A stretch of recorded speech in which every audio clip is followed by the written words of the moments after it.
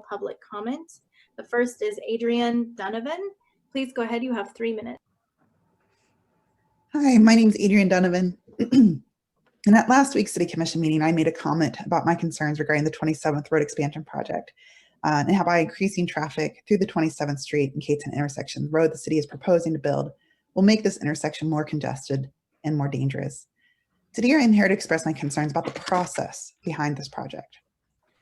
Why did the vast majority of the community only find out about this project through an article published in the Journal World this past July? Why wasn't the community engaged before the city applied for the KDOT cost share grant to fund the road project? In the grant application, there are 2 letters of support, one from Kansas Trails and the other from Fitness for Life. So these stakeholders were identified and made privy to the city's intentions. Why weren't the users of the dog park the ones most affected by the road? Why did the city put out a Lawrence Listen survey in November to solicit community feedback about improving the city's dog parks, but make no mention of this project, which is the issue of primary concern to users of the dog park? And even though it had been communicated to city that members of the community wanted to discuss alternatives to the road, why did then Parks and Rec hold a public gathering to discuss everything but the road? Why did they make this meeting in person during the COVID pandemic? Several members of the community, many of them seniors, told me they wouldn't attend because they were concerned about a mass gathering of people. And they were right. I counted over 80 people there. Why wasn't this meeting held virtually so more people could attend? And then at this meeting, why were city representatives so resistant to discussing the road? They kept saying at the end they'd talk about it. Why did they make it seem like a quid pro quo was happening, where if the community accepted the road, we might get a bathroom or a water park out of it, as if those things were tied to this project?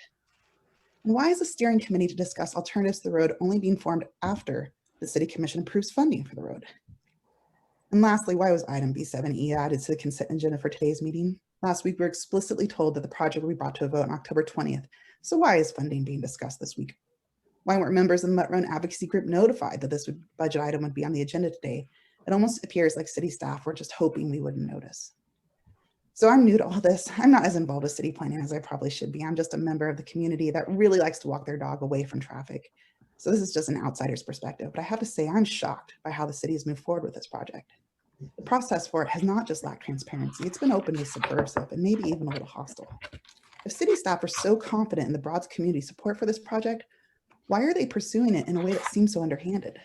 And since community engagement is such an important part of the city's strategic plan, I hope the city commissioners will be as concerned as I am about how this process will move forward. The Mutt Run is one of the most used green spaces in Lawrence, and as of today, 1,300 community members have now signed a petition asking you not to move forward with this project. I hope next week when you vote that you will listen to them. Thank you. Mayor Nanda, thank you, Adrienne.